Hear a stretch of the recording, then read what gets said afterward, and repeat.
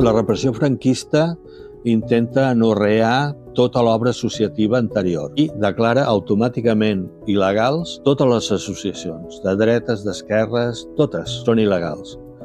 I per tant, les que vulguin tornar a funcionar s'hauran d'acollir a la legislació franquista. Les primeres que recuperen són aquelles entitats més conservadores i més elitistes. El cas de Vilafranca del Penedès és un cas molt clar en aquest aspecte. Hi havia 4 entitats: el Centre Agrícola, dels propietaris agrícoles, el Casino Unió Comercial, de la burgesia i els petits propietaris vilafranquins, el Casal Vilafranca, interclassista, i l'Ateneu Obrer. Totes van ser il·legalitzades, però el Centre Agrícola i el Casino Unió Comercial van poder reprendre la seva activitat de seguida. El Casal de Vilafranca li va costar més, fins als anys 60 no es va poder recuperar i tenir una certa autonomia, i en canvi l'Ateneu Obrer va ser directament confiscat